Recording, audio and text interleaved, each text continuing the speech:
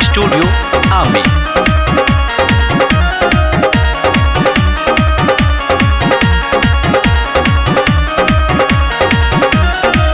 महरतारी माजार घर में लुकाई सब झाइया मजी। महरतारी माजार घर में लुकाई सब झाइया मजी। अपना छोट के पढ़ल छोड़िया मजी। अपना बेटी के पढ़ल छोड़िया मजी। कोहबी की दाग जाने रउआ के नवाई समझिया मजी। अपना छोट के पढ़ल छोड़िया मजी। अपना बेटी के पढ़ल छोड़िया मजी।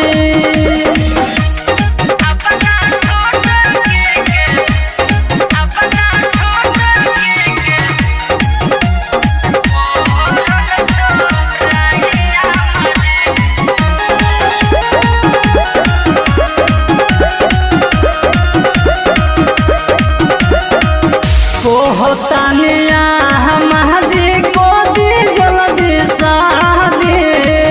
नाही तो इज्जत के को दी बराबादी।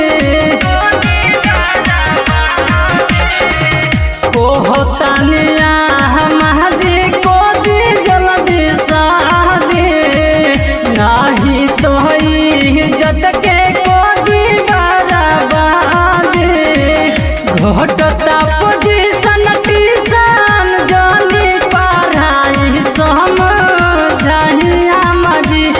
अपना छोट के पढ़ल छोड़िया मजी। अपना बेटी के पढ़ल छोड़िया मजी।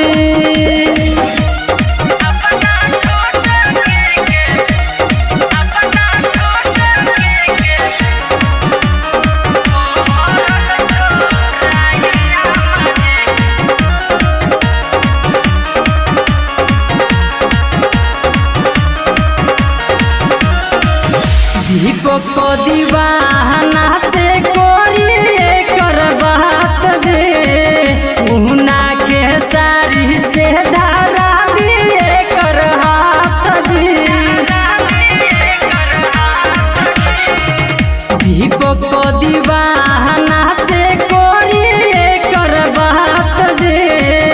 मुहना के सारी से धारा दिए कर हाथ दे। विकास बिहारी से रउए बतियाई समझिया मजी। अपना छोट के पढ़ल छोड़िया मजी। अपना बेटी के पढ़ल छोड़िया मजी। माँ अम्बे रिकॉर्डिंग स्टूडियो आमी।